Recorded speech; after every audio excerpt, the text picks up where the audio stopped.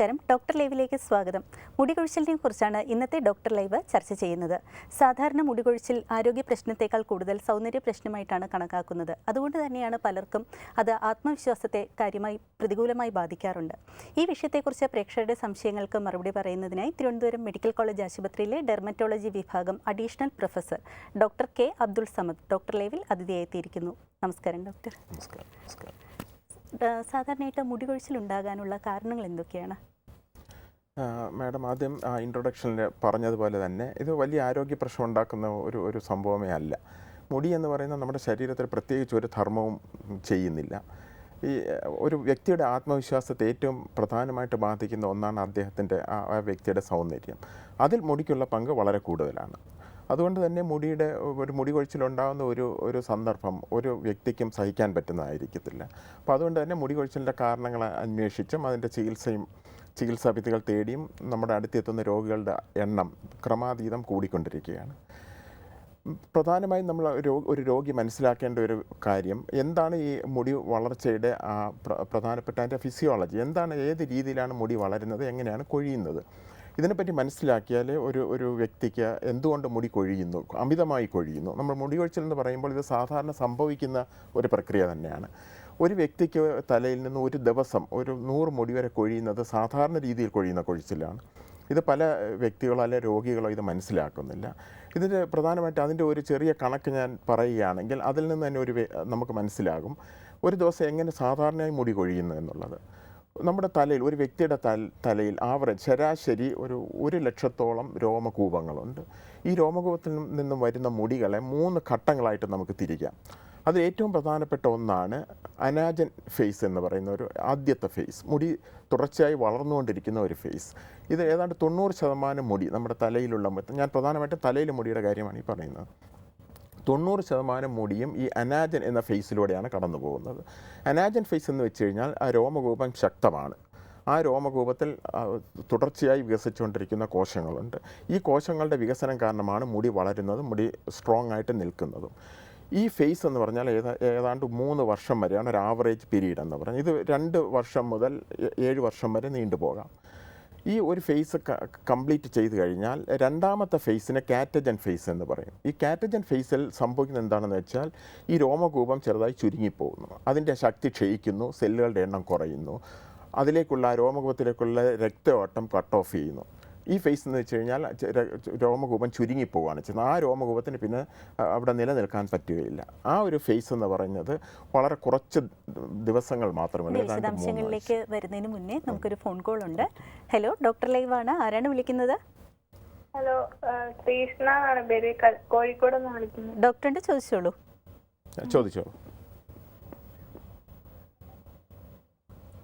Hello, ചോദിച്ചോളൂ. Hello doctor, മുടി കൊഴിച്ചില് എന്തുകൊണ്ടാണ് വരുന്നത്? അതിൻ്റെ കാരണമാണ് നമ്മളിവിടെ പറഞ്ഞു തുടങ്ങിയത്. പ്രധാനമായും ഞാൻ അത് പറയുന്നതിന് മുമ്പ് പറഞ്ഞ ഒരു കാര്യം ഒന്ന് പൂർണ്ണമാക്കിയിട്ട് ഞാൻ അതിൻ്റെ കാരണത്തിലേക്ക് വരാം. ഞാനിപ്പോൾ പറഞ്ഞ ഒരു മുടിയുടെ വളർച്ചയുടെ 3 ഘട്ടങ്ങളെ പറ്റി പറഞ്ഞു. അതിൽ ആദ്യത്തെ ഘട്ടം അനാജൻ എന്ന് പറയുന്ന ഫേസ്, അത് 3 വർഷത്തോളം അല്ലെങ്കിൽ 7 വർഷത്തോളം നീണ്ടു നിൽക്കുന്നു. ഈ 3 വർഷം കഴിഞ്ഞാൽ രണ്ടാമത്തെ ഫേസ് ഞാനിപ്പോൾ പറഞ്ഞ കാറ്റജൻ എന്ന ഫേസിലേക്ക് പോകുന്നു. രോമകൂപം ചുരുങ്ങുന്നു, രോമകൂപത്തിൻ്റെ ബ്ലഡ് സപ്ലൈ അവിടെ അവസാനിക്കുന്നു, രോമകൂപത്തിന് പിന്നെ അവിടെ നിലനിൽക്കാൻ പറ്റുന്നില്ല. മൂന്നാമത്തെ ഫേസാണ് ഏറ്റവും പ്രധാനപ്പെട്ട ഫേസ്. ആ ഫേസിനാണ് നമ്മൾ ടീലോജൻ ഫേസ് എന്ന് പറയും. അതായത് നമ്മൾ കൊഴിയാറായ മുടി ഒരു 3 മാസത്തോളം തലയിൽ നിൽക്കുന്നു. ഈ 3 മാസം കൊണ്ട് ഈ മുടിയുടെ ഏതാണ്ട് 10% മുടികൾ ടീലോജൻ ഫേസിലാണ് നമ്മുടെ തലയിൽ നിൽക്കുന്നത്.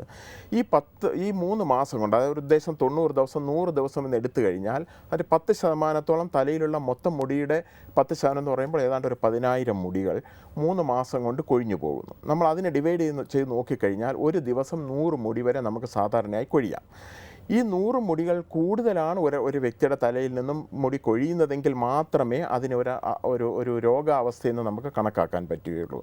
അപ്പോൾ അതിൻ്റെ കാരണങ്ങളാണ് പിന്നെ നമ്മൾ അന്വേഷിക്കേണ്ടത്. അപ്പോൾ ആദ്യം മനസ്സിലാക്കേണ്ട കാര്യം, ഒരു ദിവസം ശരാശരി ഒരു വ്യക്തിയുടെ, സാധാരണഗതിയിൽ മറ്റ് അസുഖങ്ങളൊന്നും ഇല്ലാത്ത ഒരു വ്യക്തിയുടെ തലയിൽ നിന്നും ഒരു ദിവസം 100 മുടി വരെ കൊഴിഞ്ഞു കഴിഞ്ഞാൽ അതിനൊരു രോഗാവസ്ഥയായി കണക്കാക്കേണ്ടതില്ല. അപ്പോൾ 100 മുടി എന്നുള്ളിടത്ത് നമ്മൾ വേണമെങ്കിൽ 50 മുടിയെന്നോ 75 മുടിയെന്നോ വെച്ചാൽ പോലും അതിൽ കൂടുതൽ മുടികൾ കൊഴിഞ്ഞാൽ മാത്രമേ നമുക്കതൊരു രോഗാവസ്ഥയെന്ന് പറയാൻ പറ്റുകയുള്ളൂ. അവിടെയാണ് നമ്മൾ അതിൻ്റെ കാരണങ്ങൾ അന്വേഷിക്കേണ്ടത്. എന്തുകൊണ്ട് മുടി കൊഴിയുന്നു, ഇതിൽ കൂടുതൽ മുടി കൊഴിഞ്ഞാൽ എന്തൊക്കെ കാരണങ്ങൾ കൊണ്ട് ഈ മുടി കൊഴിയുന്നു? അതിലേറ്റവും പ്രധാനപ്പെട്ട കാരണം ഹോർമോണുകളുടെ അമിതമായിട്ടുള്ള ഒരു സ്വാധീനമാണ്, മുടിയുടെ രോമകൂപങ്ങൾ ഉണ്ടാകുന്ന ഒരു സ്വാധീനം. ഡോക്ടർ, നമുക്ക് ഒരു കോളർ കൂടെ ഉണ്ട്, അതിനുശേഷം ഇതിൻ്റെ വിശദാംശങ്ങളിലേക്ക് വരാം. ഹലോ, ഡോക്ടർ ലൈവാണ്, ആരാണ് വിളിക്കുന്നത്? ഞാൻ വെള്ളൂരിൽ നിന്ന് ലേഖ വിളിക്കുന്നത്. ഡോക്ടറുടെ ലേഖ, ചോദിച്ചോളൂ. സാർ, പറയൂ. എനിക്ക് എന്റെ മോന് വേണ്ടിയിട്ടാണ് ഞാൻ വിളിച്ചതേ. ശരി. എന്റെ മോന് 14 വയസ്സായ 9ാം ക്ലാസ്സിൽ പഠിക്കുന്ന, അവന്റെ മുടി മുഴുവൻ നരയ്ക്കുന്നു. നരയ്ക്കുന്നതിന് വല്ല ഇതിന് നരയ്ക്കുന്നതിന് ചികിത്സയുണ്ട്. അപ്പോൾ അതിന് മുമ്പായിട്ട് മുടി നരയ്ക്കുന്നതിൻ്റെ പ്രധാനപ്പെട്ട 2 കാരണങ്ങളെ പറ്റി ഞാൻ പറയാം. അതിനുശേഷമേ മുടി നരയ്ക്കുന്നത് എന്താണ് നമുക്ക് ചെയ്യാൻ പറ്റും. ഈ പറയുന്ന മുടി കൊഴിച്ചിൽ, അതായത് 20 വയസ്സിന് മുൻപായിട്ട് മുടി നരയ്ക്കുകയാണെങ്കിൽ നമ്മൾ അതിനെ പ്രിമച്വർ ഗ്രേയിങ് എന്നാണ് പറയുന്നത്. അതായത് കാലം തികയാതെയുള്ള അല്ലെങ്കിൽ അകാലത്തിലുള്ള നര. ഇത് 20 മുതൽ 25 വയസ്സിന് മുൻപായിട്ട് നരച്ചാൽ മാത്രമേ നമുക്കതൊരു അകാല നര എന്ന് പറയാൻ പറ്റുകയുള്ളൂ. അതിനുശേഷം ഒരു 25-30 വയസ്സിന് ശേഷം മുടി നരച്ചാൽ അത് ഇന്നത്തെ കാലത്ത് നമ്മൾ സ്വാഭാവികമായിട്ടുള്ള ഒരു ഏജിങ്ങിൻ്റെ പാർട്ട്, അതായത് വയസ്സാകുന്നതിൻ്റെ ഭാഗമായിട്ടേ നമുക്കതിനെ കാണാൻ പറ്റുകയുള്ളൂ. അപ്പോൾ അകാലത്തിനുണ്ടാകുന്ന നരയ്ക്ക് പ്രധാനമായും 2 കാരണങ്ങളുണ്ട്. അതൊന്ന് ആ വ്യക്തിയുടെ കോൺസ്റ്റിറ്റ്യൂഷൻ അനുസരിച്ചാണ്. അയാളുടെ രോമകൂപത്തിൽ ഈ മുടിക്ക് നിറം പകരുന്ന മെലാനിൻ എന്ന് പറയുന്ന മെലനോസൈറ്റ്സ് എന്ന് പറയുന്ന കോശങ്ങൾ ഉണ്ടാക്കുന്ന മെലാനിൻ എന്ന് പറഞ്ഞ പിഗ്മെൻറ്റ് നാച്ചുറലി തന്നെ കുറവായിരിക്കാം. അതിന് പാരമ്പര്യം വളരെയധികം സ്വാധീനം ചെലുത്തുന്ന ഒരു ഘടകമാണ്. ആ രൂപത്തിലുള്ള ഒരു മുടി നരയാണെങ്കിൽ അതിന് നമുക്കൊരു ചികിത്സയും ചെയ്യാൻ പറ്റുകയില്ല, ചികിത്സ ചെയ്തിട്ട് കാര്യമില്ല. രണ്ടാമത് വരുന്ന നരയ്ക്കാണ് പ്രധാനമായും നമ്മൾ ചികിത്സ ചെയ്യുന്നത്. അതായത് ഒരു പാരമ്പര്യത്തിൻ്റെ ഒരു അംശം അവിടെ ഇല്ല എന്ന് തോന്നിക്കഴിഞ്ഞാൽ പ്രധാനമായും പിന്നെ വരുന്നത് ന്യൂട്രീഷണൽ ഡെഫിഷ്യൻസി, പോഷകാംശങ്ങളുടെ കുറവ് കൊണ്ടാണ്. അപ്പോൾ നമ്മൾ മനസ്സിലാക്കേണ്ട ഒരു കാര്യം, ഏതൊക്കെ പോഷകാംശങ്ങളാണ് ഒരു മുടിയുടെ വളർച്ചയ്ക്കും അതിൻ്റെ നിറം നിലനിർത്താനും സഹായിക്കുന്നത്. അതിൽ ചില പ്രത്യേക വൈറ്റമിൻ ഫ്രാക്ഷൻസ് ഉണ്ട്. അതിൽ ഏറ്റവും പ്രധാനപ്പെട്ട ഒന്നാണ് ബയോട്ടിൻ എന്ന് പറഞ്ഞ ഒരു വൈറ്റമിൻ. അതുകൂടാതെ മറ്റ് വൈറ്റമിൻ ഘടകങ്ങളുണ്ട്, നിക്കോട്ടിനിക് ആസിഡ് ഉണ്ട്, വൈറ്റമിൻ B12 ഉണ്ട്. ഇതുപോലെ പല വൈറ്റമിൻസ് ചേർന്ന ഒരു ചികിത്സാ രീതിയാണ് നമ്മൾ പ്രിമച്വറായിട്ട് അതായത് പരമ്പരാഗതമല്ലാത്ത ഡെഫിഷ്യൻസി, അതായത് പോഷകാംശങ്ങളുടെ കുറവ് കൊണ്ടുണ്ടാകുന്ന നരയ്ക്ക് ഈ വിധത്തിലുള്ള ചികിത്സ ആണ് നമ്മൾ സാധാരണ ചെയ്യുന്നത്. അത് ഏത് ഡോക്ടറെ സമീപിച്ചാലും അവർ ഈ വിധം ചികിത്സ ചെയ്യുകയും ചെയ്യും. ഡോക്ടർ ലൈവിലേക്ക് വിളിച്ചതിന് നന്ദി. ഡോക്ടർ, നമുക്ക് ഒരു കോളർ കൂടെ ഉണ്ട്. ഹലോ, ഡോക്ടർ ലൈവാണ്, ആരാണ് വിളിക്കുന്നത്? ഹലോ, ഞാൻ സൗദി അറേബ്യയിൽ നിന്നാണ് വിളിക്കുന്നത്. ഡോക്ടറോട് ചോദിച്ചോളൂ. ഹലോ, നമസ്കാരം ഡോക്ടർ. നമസ്കാരം സാർ, എൻ്റെ പേര് സുധീർ എന്നാണ്, ഞാൻ സൗദി അറേബ്യയിൽ നിന്നാണ് വിളിക്കുന്നത്. പറഞ്ഞോളൂ. ഞാൻ 10 വർഷമായി ഇപ്പൊ ഗൾഫ് പ്രവാസിയാണ്. എന്റെ തലയുടെ ഉച്ചി ഭാഗത്ത് വട്ടത്തിലെ റൗണ്ടിൽ ഇങ്ങനെ മുടി പോവുകയാണ്. എത്ര വയസ്സാണെന്നാണ് പറഞ്ഞത്? പിന്നെ ഇങ്ങനെ ഇപ്പൊ 37 വയസ്സായി. ശരി. അപ്പൊ എന്റെ പാരമ്പര്യമായിട്ട് എന്റെ അമ്മമാർക്ക് ഇതുപോലെ മുടിയുണ്ട്. അപ്പൊ പാരമ്പര്യമാണ് നാട്ടുകാർ ഡോക്ടർമാർ പറയുന്നത്. ശരി. എത്ര നാളായി മുടി കൊഴിച്ചിൽ തുടങ്ങിയിട്ട്? ഉച്ചി ഭാഗത്ത് മുടി കൊഴിഞ്ഞിട്ട് ഇപ്പൊ എത്ര നാളായിട്ടുണ്ട്? ഉച്ചി ഭാഗത്ത് അത് ഇങ്ങനെ നെറുകന്തലയിലേക്ക് ഇങ്ങനെ കൊഴിഞ്ഞു വരികയാണ്. ഈ നെറ്റിയുടെ 2 വശങ്ങൾ ഉള്ളിലേക്ക് കയറുന്നുണ്ടോ? അതായത് മുൻഭാഗത്ത് മുടി കൊഴിയുന്നുണ്ടോ? ഉണ്ട്. ശരി. ഈ തരത്തിൽപ്പെട്ട മുടി കൊഴിച്ചിലാണ് ഏറ്റവും സാധാരണയായി നമ്മൾ കാണുന്നത്. 30-35 വയസ്സിന് ശേഷം നമുക്കുണ്ടാകുന്ന മുടി കൊഴിച്ചിൽ, അതാണ് ഞാൻ ആദ്യം പറഞ്ഞ ഹോർമോണിൻ്റെ, സെക്സ് ഹോർമോൺസ്, അതായത് നമ്മുടെ ആൻഡ്രോജൻസ് എന്ന് പറഞ്ഞ ഹോർമോണിൻ്റെ അമിതമായിട്ടുള്ള ഈ രോമകൂപങ്ങളിലുള്ള ആക്ഷൻ കാരണമാണ് ഇത് വരുന്നത്. ഈ ആൻഡ്രോജൻ എന്ന് പറയുന്ന ഹോർമോണിൻ്റെ ലെവൽ ബ്ലഡിൽ നോർമലായിരിക്കും, അത് സാധാരണ നിലയിൽ തന്നെ ആയിരിക്കും. പക്ഷേ ഈ ഹോർമോൺ അമിതമായി രോമകൂപങ്ങൾ പ്രത്യേകമുള്ള ഒരു പ്രത്യേക എൻസൈമുണ്ട്, 5-ആൽഫ റിഡക്റ്റേസ് എന്ന് പറയുന്ന ഒരു എൻസൈമുണ്ട്. ഈ എൻസൈമാണ് ശരിക്കും ഈ ആൻഡ്രോജൻ്റെ ഇഫക്റ്റ്, മുടി വളരാനുള്ള ഒരു ഇൻഫ്ലുവൻസ് തന്നെ ഈ ഹോർമോണിൻ്റെ ഇഫക്റ്റ് കൊണ്ട് തന്നെയാണ് വരുന്നത്. പക്ഷേ അമിതമായി ഇതിന് സെൻസിറ്റൈസ്ഡ് ആവുകയാണെങ്കിൽ ഈ ഹോർമോൺ അത് ദൂഷ്യഫലമാണ് ചെയ്യുന്നത്. അതായത് രോമകൂപം പെട്ടെന്ന് ചുരുങ്ങിപ്പോവുകയും ഏറ്റവും കൂടുതൽ ഈ ഹോർമോണിൻ്റെ അംശമുള്ളത് ഈ ഉച്ചിഭാഗത്താണ്, തലയുടെ ഉച്ചിഭാഗത്തും ഈ നെറ്റിയുടെ 2 ഭാഗങ്ങളിലും. ഈ ഭാഗത്തുള്ള രോമമായിരിക്കും ആദ്യം കൊഴിഞ്ഞത്. അതായത് അമിതമായി ഈ ഹോർമോണിൻ്റെ ഇൻഫ്ലുവൻസ് രോമകൂപങ്ങളിൽ ഉണ്ടാകുമ്പോഴാണ് ഈ തരത്തിലുള്ള മുടി കൊഴിച്ചിലുണ്ടാകുന്നത്. ഇതിന് ആൻഡ്രോജനറ്റിക് അലോപേഷ്യ അല്ലെങ്കിൽ pattern hair loss, male pattern hair loss എന്ന പുരുഷന്മാരിലും ഫീമെയിൽ പാറ്റേൺ ഹെയർ ലോസ് എന്ന് സ്ത്രീകളിലും പറയുന്ന ഈ തരത്തിലുള്ള മുടി കൊഴിച്ചിലാണ് ഏറ്റവും സാധാരണമായി കാണുന്നത്. ഉദ്ദേശം 80% ആണുങ്ങളിലും 40% സ്ത്രീകളിലും ഈ തരം മുടി കൊഴിച്ചിൽ നമ്മുടെ ഇടയിൽ കൂടുതലായി കാണപ്പെട്ടു. ഇതിനുള്ള പരിഹാര മാർഗത്തെക്കുറിച്ച് പറയുകയാണെങ്കിൽ തുടക്കത്തിൽ തന്നെ ചില ലേപനങ്ങൾ ഇതിന് സഹായകമാകും. അതിലൊന്നാണ് മിനോക്സിഡിൽ എന്ന് പറയുന്നത്. മുൻപ് അമിത രക്തസമ്മർദ്ദത്തിന് ഉപയോഗിച്ചുകൊണ്ടിരുന്ന ഒരു മരുന്നായിരുന്നു മിനോക്സിഡിൽ. ഈ മരുന്ന് കഴിച്ച രോഗികൾ കൂടുതലായി രോമ വളർച്ച കണ്ടതിനെ തുടർന്നാണ് ഇത് ഈ തരം മുടി കൊഴിച്ചിൽ ഉപയോഗിക്കാമെന്നുള്ള ഒരു വസ്തുത തന്നെ നമുക്ക് മനസ്സിലായത്. ഈ പറഞ്ഞ ലേപനം മിനോക്സിഡിൽ എന്ന് പറഞ്ഞ ലേപനം പല സ്ട്രെങ്തിൽ നമുക്ക് അവൈലബിൾ ആണ്. 2%, 5%, 10% ഇങ്ങനെ പല സ്ട്രെങ്തിൽ ഈ ലേപനം നമുക്ക് ലഭ്യമാണ്. ഒന്നാമത് ഉപയോഗിക്കാവുന്ന ഈ ലേപനമാണ്. അതൊരു ഡോക്ടറെ കണ്ടിട്ട് വേണം ഈ ലേപനം ഉപയോഗിക്കാൻ. അത് ഉപയോഗിച്ചാലും പ്രയോജനം ഉണ്ടാകുന്ന ഒരു സിറ്റുവേഷനിലാണോ രോഗിയെന്ന് നമുക്ക് ഡോക്ടർക്ക് മനസ്സിലാക്കാൻ പറ്റും. പിന്നെ രണ്ടാമത് ചെയ്യാവുന്നത് ഹെയർ ഗ്രോത്ത് പ്രൊമോട്ട് ചെയ്യുന്ന പലതരം ഉള്ളിൽ കഴിക്കാവുന്ന പലതരം മരുന്നുകളുണ്ട്. അതിൽ പ്രധാനമായും ഞാൻ നേരത്തെ പറഞ്ഞ vitamins, biotin, para amino benzoic acid, pantothenic acid ഇങ്ങനെ പറഞ്ഞ ഘടകങ്ങൾ ചേർന്ന മരുന്നുകളുണ്ട്. പിന്നെ ഉള്ളത് ഏറ്റവും കൂടുതലായി കൂടുതൽ ഭാഗത്ത് രോമം കൊഴിഞ്ഞു പോയി കഴിഞ്ഞാൽ പിന്നെയുള്ള നമ്മൾ സർജിക്കൽ രീതിയിലുള്ള ട്രീറ്റ്മെൻറ്റാണ്. ഇതിനിടയിൽ വളരെ സാധാരണയായി ഇപ്പോഴത്തെ കാലത്ത് ഉപയോഗിച്ചുകൊണ്ടിരിക്കുന്ന ചില മരുന്നുകളാണ് ഫിനാസ്ട്രൈഡ് എന്നും ഡ്യൂട്ടാസ്റ്റിറൈഡ് എന്ന് പറയുന്ന 2 മരുന്നുകളുണ്ട്. ഇതും വളരെ ഫലപ്രദമായ ചികിത്സാ രീതിയാണ്. പക്ഷേ അതൊരു ഡോക്ടറുടെ നിർദ്ദേശപ്രകാരം ഡോക്ടറുടെ സൂപ്പർവിഷനിൽ മാത്രമേ ഈ മരുന്നുകൾ ഉപയോഗിക്കാൻ പാടുള്ളൂ. ഡോക്ടർ ലൈവിലേക്ക് വിളിച്ചതിന് നന്ദി. ഡോക്ടർ ലൈവിൽ ഇനിയൊരു ഇടവേളയ്ക്കുള്ള സമയമാണ്. ഡോക്ടർ ലൈവ് തുടരുന്നു. മുടികൊഴിച്ചിലിനെ കുറിച്ചാണ് ഇന്നത്തെ ഡോക്ടർ ലൈവ് ചർച്ച ചെയ്തുകൊണ്ടിരിക്കുന്നത്. സാധാരണയായിട്ട് മുടികൊഴിച്ചിലിനുണ്ടാകുന്നതിന് ഒരു പ്രധാന കാരണമായിട്ട് ചൂണ്ടിക്കാണിക്കുന്നത് താരനാണ്. ആ താരൻ ഉണ്ടാകുന്ന പ്രശ്നങ്ങൾ അത് നമുക്ക് എങ്ങനെ പരിഹരിക്കാൻ കഴിയും? താരൻ ശരിക്കും ഒരു മുടികൊഴിച്ചിലിൻ്റെ ഏറ്റവും പ്രധാനപ്പെട്ട ഒരു കാരണമെന്ന് പറയാൻ പറ്റില്ല. കാരണം എന്ന് വെച്ച് കഴിഞ്ഞാൽ അതിലും പ്രധാനപ്പെട്ട മറ്റ് കാരണങ്ങളുണ്ട്. പക്ഷേ നമ്മുടെ സമൂഹത്തിൽ ഏറ്റവും കൂടുതൽ കാണുന്ന ഒരു പ്രതിഭാസമാണ് ഈ താരൻ എന്നുള്ളത്. നമ്മളൊരു 100 ആൾക്കാരെ എടുത്തു കഴിഞ്ഞാൽ ഏതാണ്ട് 70-80 ആൾക്കാർക്കും താരൻ്റെ ഉപദ്രവം ഉണ്ടാകുന്ന ഒരു രീതിയാണ് നമ്മൾ കാണുന്നത്. താരൻ എന്ന് പറഞ്ഞു കഴിഞ്ഞാൽ ഒരു രോമകൂപത്തിലുണ്ടാകുന്ന ഒരു ഫംഗസ് ഇൻഫെക്ഷൻ്റെ ഒരു പ്രതിഫലനം മാത്രമാണ്. അതാണ് ഈ താരൻ എന്ന രീതിയിൽ. താരൻ എന്ന് വെച്ചാൽ നമുക്ക് ലക്ഷണം അറിയാമല്ലോ. മുടി ചീകുമ്പോൾ വെള്ള നിറത്തിലുള്ള പൊടി പോലെ പോവുക, ചിലപ്പോൾ വളരെ ഈ നീരൊലിപ്പ് പോലെയുള്ള അതിൻ്റെ ഫാഗ് എൻഡിൽ പോയി കഴിഞ്ഞാൽ നീരൊലിപ്പ് പോലെ പൊറ്റ പിടിച്ച പാടുകൾ വരിക, ഇതെല്ലാം ഈ താരൻ്റെ ലക്ഷണമാണ്. ഏറ്റവും സാധാരണയായി കാണുന്ന താരൻ വെച്ചാൽ പൊടി പോലെ തല ചീകുമ്പോഴും അല്ലെങ്കിൽ കുളി കഴിഞ്ഞിട്ട് തല തോർത്തുമ്പോഴും ഒക്കെ നമുക്ക് കാണാം.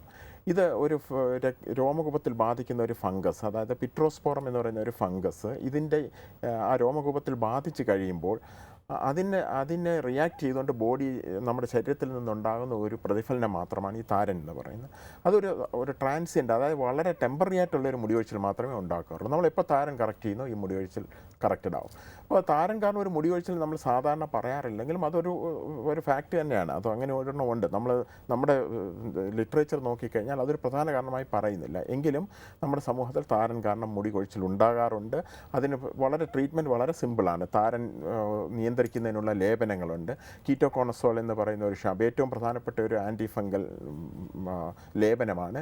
ഈ ലേപനം ഉപയോഗിച്ച് കഴിഞ്ഞാൽ തന്നെ ഒരു പരിധി വരെ തടയാൻ കഴിയും. അതിൽ നമുക്ക് താരൻ കംപ്ലീറ്റ് ആയിട്ട് നിയന്ത്രിക്കാൻ പറ്റുന്നില്ല എന്നുണ്ടെങ്കിൽ ഈ ഫംഗസിനെതിരായിട്ടുള്ള മരുന്നുകൾ, പ്രത്യേകിച്ചും ഫ്ലൂക്കോണസോൾ, ഇട്രാക്കോണസോൾ എന്ന് ചേർന്ന ആൻറ്റി ഫംഗൽ മരുന്നുകളുണ്ട്. ഇത് 1-2 കോഴ്സുകൾ കൊടുക്കുമ്പോൾ തന്നെ താരൻ നിയന്ത്രിക്കാൻ പറ്റും. അത് കാരണമുള്ള മുടി കൊഴിച്ചിൽ ഫലപ്രദമായി നമുക്ക് നിയന്ത്രിക്കാൻ പറ്റുകയും മുടി വളർച്ച സാധാരണഗതിയിൽ കൊണ്ടുവരാനും പറ്റും. വിപണിയിൽ സാധാരണയായിട്ട് താരനെ പ്രതിരോധിക്കാനായിട്ട് ധാരാളം ഷാമ്പു ഒക്കെ ഇറങ്ങാറുണ്ട്. അത്തരത്തിലുള്ള ഷാമ്പുവിൻ്റെ ഉപയോഗം അത് എത്ര ഗുണം ചെയ്യും? ഈ സാധാരണ ഷാമ്പു എന്ന് പറഞ്ഞാൽ ഒന്നുമില്ല, ഒരു സോപ്പ് പോലെ ഒരു തല ക്ലീൻ ചെയ്യുന്ന, അതിനകത്ത് സ്കാൽപ്പ് കണ്ടീഷണർ, സിങ്ക് പൈറത്തോൺ എന്ന് പറയുന്ന ഒരു കെമിക്കൽ ഉണ്ടാവും. ചിലപ്പോൾ സാധാരണ ഒരു സോപ്പ് പോലെ തന്നെയാണ് സാധാരണ ഒരു ഷാമ്പുവിൻ്റെ ധർമ്മം എന്ന് പറയുന്നത്. അതേസമയം മെഡിക്കേറ്റഡ് ഷാമ്പൂസ് ഉണ്ട്. അതിലാണ് ഞാൻ ഈ പറഞ്ഞത്. കീറ്റോകോണസോൾ എന്ന ലേപനമുണ്ട്, സൈക്ലോപൈറോക്സ് എന്ന് പറഞ്ഞ ഒരു ലേപനമുണ്ട്. ഇങ്ങനെ പലതരം മരുന്നുകൾ ചേർന്ന ഷാമ്പു ആണ് താരൻ നിയന്ത്രിക്കാൻ പറ്റും. നമ്മൾ മാർക്കറ്റിൽ സാധാരണ കിട്ടുന്ന ഒരു ജനറൽ സ്റ്റോറിൽ നിന്ന് നമ്മൾ വാങ്ങിക്കുന്ന ഷാമ്പു ഒരിക്കലും താരനെ നിയന്ത്രിക്കാൻ സാധിക്കുകയില്ല. ഡോക്ടർ, നമുക്കൊരു കോളർ ഉണ്ട്. ഹലോ, ഡോക്ടർ ലൈവാണ്. ആരാണ് വിളിക്കുന്നത്? ഹലോ, പറഞ്ഞോളൂ, ആരാണ് വിളിക്കുന്നത്? സൗദിയിലെ സലാം. ഡോക്ടറിന്റെ ചോദിച്ചോളൂ. പറഞ്ഞോളൂ. ഡോക്ടർ ഇവിടുത്തെ പിന്നെ ഞങ്ങളുടെ റൂമിൽ ഇവിടുത്തെ വെള്ളത്തിന്റെ പ്രശ്നമാണെന്ന് അറിയില്ല. എല്ലാവരും മുടിയും റൂമിലുള്ള 6 ആളെ മുടിയും കൊയ്യുന്നുണ്ട്. പിന്നെ അതേമാതിരി താരൻ. ഇതിൽ നമ്മൾ നേരത്തെ പറഞ്ഞാൽ താരൻ ഒരു പ്രധാനപ്പെട്ട കാരണമാണ് മുടി കൊഴിച്ചിൽ. ഒരു വളരെ ഇമ്പോർട്ടൻ്റ് എന്ന് നമ്മൾ സാധാരണ നമ്മുടെ പുസ്തകങ്ങൾ പറയുന്നില്ലെങ്കിലും താരൻ വളരെ പ്രധാനപ്പെട്ട ഒരു കാരണം തന്നെയാണ്. പക്ഷേ ഈ വെള്ളം മാറി ഉപയോഗിക്കുക എന്നുള്ള ഒരു മിഥ്യാധാരണയാണ്. ഒരിക്കലും വെള്ളം മാറി ഉപയോഗിച്ചുകൊണ്ട് ഒരു മുടി കൊഴിച്ചിൽ ഉണ്ടാകാൻ സാധ്യത വളരെ കുറവാണ്. അല്ലെങ്കിൽ വളരെ ഹാർഡ് വാട്ടർ ഉപയോഗിക്കുന്ന സ്ഥലങ്ങളിലൊക്കെ ഒരു ടെമ്പററി ആയിട്ട് അത് മുടി സാധാരണ അതിൻ്റെ മൂട് കൊണ്ട് കൊഴിഞ്ഞതായിരിക്കുകയില്ല. മുടിയുടെ ഈർപ്പം അംശം കുറയുകയും മുടി ഉണങ്ങുകയും മുടി പൊട്ടിപ്പോവുകയും ചെയ്യാനുള്ള സാധ്യതയുണ്ട്. ഒരിക്കലും പ്രധാനപ്പെട്ട ഒരു മുടി കൊഴിച്ചിലിൻ്റെ കാരണമായിട്ട് നമ്മൾ ഈ വെള്ളം മാറി കുളിക്കുക അങ്ങനെയുള്ള കാര്യങ്ങൾ ഉണ്ടാകുന്നില്ല. ഏറ്റവും നമുക്ക് ചെയ്യാവുന്നതെന്ന് വെച്ച് കഴിഞ്ഞാൽ ഒരു ഡോക്ടറെ സമീപിക്കുകയും എന്താണ് ഈ കാരണം. ഇപ്പോൾ 6 പേർക്ക് ഒരുമിച്ച് വന്നു എന്ന് വെച്ച് എല്ലാവർക്കും ഒരേ കാരണം തന്നെ ആകണമെന്നില്ല. പലർക്കും ചിലപ്പോൾ പല കാരണങ്ങളാകാം. ഞാൻ നേരത്തെ പറഞ്ഞതുപോലെ അത് യഥാർത്ഥ മുടികൊഴിച്ചിലാണോ എന്ന് നമ്മൾ ആദ്യം അത് കണ്ടുപിടിക്കേണ്ടതുണ്ട്. ഈ പറഞ്ഞ അത്രയും മുടികൾ കൂടുതലായിട്ട് കൊഴിയുന്നുണ്ടോ. നമ്മൾ മുടി ചീകുമ്പോൾ ചീപ്പിനകത്ത് 5-6 മുടി ഇരുന്ന് കഴിഞ്ഞാൽ അത് മുടി കൊഴിച്ചിൽ നമുക്ക് ഒരിക്കലും പറയാൻ പറ്റില്ല. ഒരു ദിവസം എത്ര മുടി, അതിന് ശാസ്ത്രീയമായ ചില മെത്തേഡ്സ് ഉണ്ട്. നമുക്ക് ഒരു ദിവസം എത്ര മുടി ഒഴിയുന്നതെന്ന് കണ്ടുപിടിക്കാനായിട്ട് ഒരു ഡോക്ടർ ചെല്ലുമ്പോൾ ഡോക്ടർക്ക് പരിശോധിച്ച് നോക്കാൻ പറ്റും. അതല്ലെങ്കിൽ ആധുനികമായിട്ടുള്ള ട്രൈക്കോസ്കോപ്പി അല്ലെങ്കിൽ ട്രൈക്കോസ്കാൻ എന്നൊക്കെ പറഞ്ഞ പുതിയ പരിശോധന മാർഗങ്ങളുണ്ട്.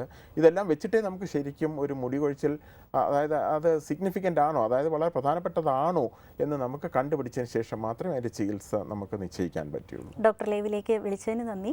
സർ, സാധാരണയായിട്ട് പലപ്പോഴും വിപണിയിൽ ധാരാളം പലതരത്തിലുള്ള മുടി കൊഴിച്ചിലിനെതിരെയുള്ള എണ്ണകൾ കിട്ടാറുണ്ട്. അത്തരം എണ്ണകളുടെ ഉപയോഗം ഗുണമാണോ ഉണ്ടാക്കുന്നത്? എന്തെങ്കിലും ഇത് ഗുണവും ദോഷവും ഉണ്ടാക്കാൻ സാധ്യതയില്ല. കാരണം വെച്ച് കഴിഞ്ഞാൽ ഒരു സാധാരണ എണ്ണ ഞാനൊരു എണ്ണ തേച്ചപ്പോൾ എനിക്ക് മുടി വളർച്ചയുണ്ടായി, അതൊരിക്കലും നമുക്ക് ശാസ്ത്രീയമായി നമുക്ക് വിവരിക്കാൻ പറ്റുന്ന ഒരു കാര്യമല്ല. കാരണം ഒരു സാധാരണ രീതിയിലുള്ളൊരു എണ്ണ എന്ന് വെച്ചാൽ എണ്ണയുടെ ഫംഗ്ഷൻ എന്ന് വെച്ച് കഴിഞ്ഞാൽ സ്കിന്നിൻ്റെ സർഫസിനെ സോഫ്റ്റ് ആക്കുക, അല്ലെങ്കിൽ അവിടെ ഉണ്ടാകുന്ന ഡ്രൈനെസ് മാറ്റിയെടുക്കുക. കൂടുതൽ എണ്ണ ഉപയോഗിക്കുന്നത് അബദ്ധമാണ്. കാരണം വെച്ച് കഴിഞ്ഞാലും കൂടുതൽ എണ്ണ ഉപയോഗിച്ച്, പ്രത്യേകിച്ചും നമ്മുടെ മലയാളികളുടെ ഒരു വീക്ഷണം എന്ന് പറഞ്ഞു കഴിഞ്ഞാൽ കുളിക്കുന്നതിന് മുമ്പ് ധാരാളം എണ്ണ എടുത്ത് തലയിൽ പുരട്ടുക, അതിനുശേഷം സോപ്പിട്ട് കഴുകുക. ഇത് ധാരാളം എണ്ണ പുരട്ടുന്നത് തലയിലെ സ്കിന്നിലേക്ക്, അതുവഴി ഹെയറിൻ്റെ ഫോളിക്കിളിലേക്കും ഈർപ്പം അംശം കിട്ടുന്നതിനെ തടയുകയാണ് ചെയ്യുന്നത്. അപ്പോൾ ഒരിക്കലും കുളിക്കുന്നതിന് മുമ്പുള്ള എണ്ണ തേപ്പ് ശരിക്കും ശാസ്ത്രീയമായി നമുക്ക് തെറ്റാണ്. പലർക്കും അതൊരു കൺവെൻഷനായി പോയതുകൊണ്ട് മാത്രമാണ് നമ്മൾ യൂസ് ചെയ്യുന്നത്. ഒരു എണ്ണ ഉപയോഗിച്ചു എന്ന് വെച്ച് നമ്മൾ ഒരിക്കലും ഒരു മുടി വളർച്ച പോകുന്നില്ല. അല്ലെങ്കിൽ ആ എണ്ണയിൽ മുടി വളർച്ചയ്ക്കുണ്ടാകുന്ന ഞാൻ ഈ നേരത്തെ പറഞ്ഞ ന്യൂട്രിയൻസ് ആഡ് ചെയ്തിട്ടുണ്ടാകാം. അത് ഒരു രോഗം മൂലമുണ്ടാകുന്ന മുടി കൊഴിച്ചിൽ ഒരിക്കലും കറക്റ്റ് ചെയ്യാൻ പോകുന്നില്ല. ഒരു സാധാരണ മുടി കൊഴിച്ചിൽ കുറച്ച് പ്രൊമോട്ട് ചെയ്തേക്കാം എന്നുള്ളതല്ലാതെ ഒരു സാധാരണ എണ്ണ, മെഡിക്കേറ്റഡ് അല്ലാത്ത ഒരു എണ്ണ കൊണ്ട് മുടി വളർച്ച കൂടുതലായി ആകാൻ പോകുന്നില്ല. ദോഷമുണ്ടോ എന്ന് ചോദിച്ചു കഴിഞ്ഞാൽ അമിതമായിട്ട് ഉപയോഗിക്കുന്നില്ലെങ്കിൽ ദോഷമുണ്ടാകാനും സാധ്യതയില്ല. ഡോക്ടർ, നമുക്ക് ഒരു കോളർ കൂടെ ഉണ്ട്. ഹലോ, ഡോക്ടർ ലൈവാണ്. ആരാണ് വിളിക്കുന്നത്? ഹലോ, ഫൈസാണ് വിളിക്കുന്നത്. ഡോക്ടറിനെ ചോദിച്ചോളൂ. സാറേ, എന്റെ മുടി കൊയ്യുന്നുണ്ട്, താരനുണ്ട്. കാരണം എന്താണ്? താരൻ്റെ കാരണമാണ് നമ്മൾ പറഞ്ഞുകൊണ്ട് വരുന്നത്. താരൻ എങ്ങനെ ഉണ്ടാകുന്നു, എന്താണ് താരൻ, ഈ കാര്യങ്ങളൊക്കെ നേരത്തെ പറഞ്ഞത് കേട്ട് കാണുമെന്ന് വിശ്വസിക്കുന്നു. ഈ താരൻ ഉണ്ടായിക്കഴിഞ്ഞാൽ ഞാൻ നേരത്തെ പറഞ്ഞതുപോലെ ഈ താരന് കാരണമായ ഫംഗസിനെ പ്രതിരോധിക്കുന്ന അല്ലെങ്കിൽ അതിനെ ഇല്ലായ്മ ചെയ്യുന്ന ലേപനങ്ങൾ, അതുകൊണ്ട് പ്രയോജനം ഉണ്ടാകുന്നില്ലെങ്കിൽ അതിന് പറ്റിയ മരുന്നുകൾ ഉള്ളിൽ കഴിക്കാവുന്നവയുണ്ട്, ലേപനങ്ങളായിട്ടുണ്ട്. പിന്നെ അതുകൂടാതെ മുടി കൊഴിച്ചിലിനെ ഒരു പരിധി വരെ നിയന്ത്രിക്കുന്ന അല്ലെങ്കിൽ അതിനെ മറികടക്കാൻ പറ്റുന്ന ചില വൈറ്റമിൻസ് ചേർന്ന ഗുളികകളുണ്ട്, അല്ലെങ്കിൽ മറ്റു തരം മരുന്നുകളുണ്ട്. ഒരു ഡോക്ടറെ കണ്ടിട്ട് മാത്രമേ താരൻ സ്വയം ചികിത്സിക്കാതെ ഒരു ഡോക്ടറെ കണ്ടിട്ട് മറ്റു കാരണങ്ങളുണ്ടോ എന്നുള്ളതൊക്കെ മനസ്സിലാക്കിയിട്ട് അല്ലെങ്കിൽ അത് കണ്ടുപിടിച്ചതിന് ശേഷം മാത്രം ചികിത്സിക്കുക. ഡോക്ടർ ലൈവിലേക്ക് വിളിച്ചതിന് നന്ദി.